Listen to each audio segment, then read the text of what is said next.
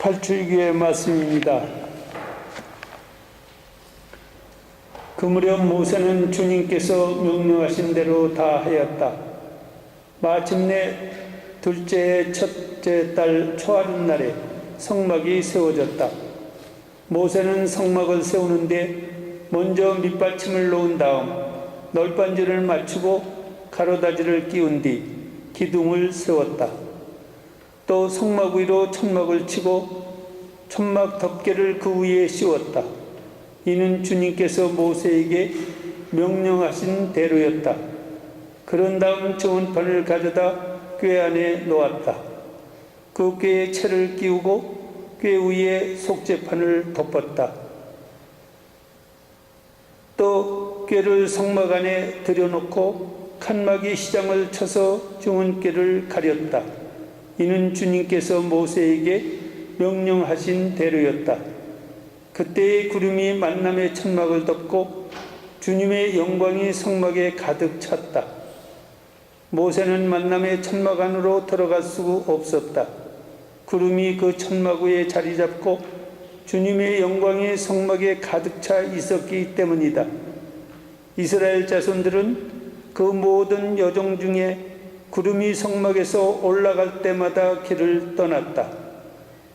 그러나 구름이 올라가지 않으면 그 구름이 올라가는 날까지 떠나지 않았다. 그 모든 여정 중에 이스라엘의 온 집안이 보는 앞에서 낮에는 주님의 구름이 성막 위에 있고 밤에는 불이 그 구름 가운데 자리를 잡았다. 주님의 말씀입니다. 하느님 감사합니다.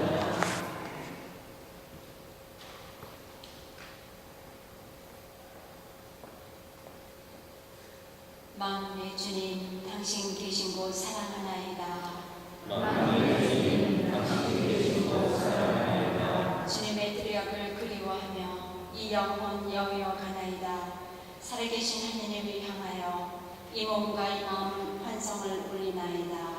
만군의 주님, 당신 계신 곳 사랑하나이다. 당신 제단 곁에 참새도 집을 짓고 제비도 둥지를 들어 거기에 새끼를 치나이다. 만군의 주님, 저희 임금님, 저희 하느님. 만군의 주님, 당신 계신 곳 사랑하나이다. 행복하옵니다. 당신 집에 사는 이들, 그들은 영원토록 당신을 찬양하리이다. 행복합니다. 당신께 힘을 얻는 사람들, 그들은 더욱더 힘차게 나아가리이다. 만군의 주님, 당신 계신 곳 사랑하나이다. 당신 뜰락에서 지내는 하루가 다른 첫날보다 더 좋사옵니다. 하느님의 집 문간에 서 있기가 악인의 천막 안에 살기보다 더 좋사옵니다. 만군의 주님, 당신 계신 곳 사랑하나이다. 알렐루야. 할렐루야. 주님, 저희 마음을 열어주시어 당신 아드님 말씀에 귀 기울이게 하소서. 할렐루야.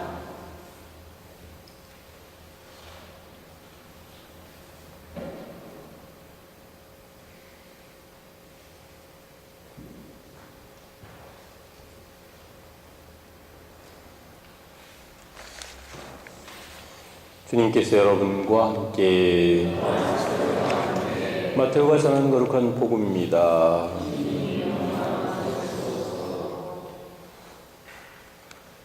그때 예수님께서 군중에게 말씀하셨다.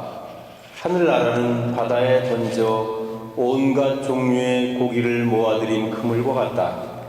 그물이 가득 차자 사람들이 그것을 물가로 끌어올려 놓고 앉아서 좋은 것들은 그릇에 담고 나쁜 것들은 밖으로 던져 버렸다. 세상 종말에도 그렇게 될 것이다. 천사들이 나가 의인들 가운데에서 악한 자들을 가려내어 불구덩이에 던져 버릴 것이다. 그러면 그들은 거기에서 울며 이를 할 것이다. 너희는 이것들을 깨달았느냐? 제자들이 예 하고 대답하자 예수님께서 그들에게 이르셨다. 그러므로 하늘나라의 제자가 된 모든 율법학자는 자기 곳간에서 새 것도 꺼내고 옛 것도 꺼내는 집주인과 같다. 예수님께서는 이 비유를 다 말씀하시고 나서 그곳을 떠나셨다.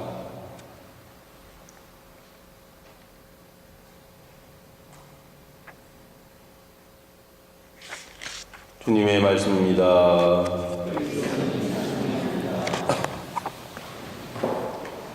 이번 주에는 3일 내내 하늘나라에 대한 비유의 말씀을 우리에게 들려주십니다. 지난 화요일에는 하늘나라는 밀과 가라지의 비유를 하시면서 마지막 날에는 밀과 가라지를 이렇게 구분해서 밀은 곳간에 들이고 가라지는 불구덩이에 집어 던질 것이다라고 이야기하셨고, 또 어제는 하늘나라는 밭에 묻혀있는 보물의 비유를 하셨습니다. 그리고 오늘은 하늘나라는 바닷가에서 어부들이 그물을 끌어올려서 바닷가에서 선별 작업을 하는 것을 비유하시고, 그래서 좋은 것은 그릇에 담고 나쁜 것은 버릴 것이다, 이렇게 이야기를 하십니다.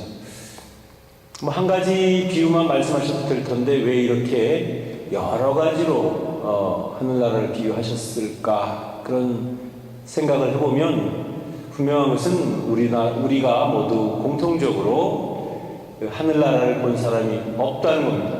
하늘나라에 가본 사람도 없다는 겁니다. 그렇기 때문에 당연히 하늘나라에 대해서는 여러 가지로 설명을 하려고 애써도 이해하기 어려운 그런 부분이 있다는 것입니다. 그러나 동시에 그 모든 비유의 공통점은 이것입니다. 살아있는 동안은 그가 어떻게 사는지, 또 선한 것이 무엇이고 악한 것이 무엇인지 서로 혼돈을 일으키고, 또 때로는 악한 사람들이 오히려 더 승리하는 것 같은 그런 생각이 들지는 모르겠지만, 어쨌든지 마지막 날에는 분명하게 가려질 것이다. 그래서 밀은 곳간에, 가라지는 불구덩이에, 그리고 또 오늘 좋은 고기는, 좋은 생선은 그릇에 담겨지고 나쁜 생선은 버려질 것이다 라고 이야기합니다. 우리는 가끔 열심히 살려고 노력하고 또 선하게 살아보려고 노력을 하지만 때때로 억울한 기분이 들 때도 있습니다. 왜냐하면 딴 사람들은 다 제멋대로 사는 것 같은데 왜 나만 이렇게 착한 마음을 먹어야 하고 왜 나만 선한 행위를 해야 하는가. 오히려 사람들은 나를 바보라고, 어리석다고 그렇게 비웃고 또 그렇게 바보라고 취급하고 있지는 않은가 하는 그런 의구심도 들고, 또 이렇게 사는 게 과연 맞는 걸까? 남들처럼 악착같이 또 남에게 뒤지지 않기 위해서 그냥 정말 남이라도 밟고 일었을 수 있을 만큼의 그런 독한 마음을 갖고 살아야지만 이 세상에서 버텨낼 수 있을 것 같은데, 너무 느슨한 마음을 가지고 살다 보니까 맨날 밀리는 것 같고 맨날 남들에게 치이는 것 같고, 그래서 가끔씩은 나도 좀 독한 마음을 먹고 살아야 되지 않을까, 그런 생각이 들 때도 있고 실제로 그런 유혹을 받았을 겁니다. 그렇지만 그럼에도 불구하고 우리가 예수님께서 가르치신 그 말씀을 따라 살아야 하는 이유는 지금 당장 그것이 판결이 나는 것은 아니지만 언젠가는 모든 것을 공평하게 판정해 주실 예수님께서 우리에게 공정한 판정을 내려주실 것이고, 또 우리에게 주어질 그 영원한 기쁨과 영원한 생명의 나라가 나에게 선물로 주어질 수 있기 때문에 이 세상에서는 좀 억울하더라도, 또 이 세상에서 살면서 좀 남들로부터 바보스럽다고 그렇게 이야기 들을지는 모르겠지만 그렇게 사는 것이 정답이라는 사실을 우리가 잘 알고 있습니다. 물론 그렇게 살기 위해서는 우리는 많은 희생도 해야 되고 때로는 인내도 해야 되고,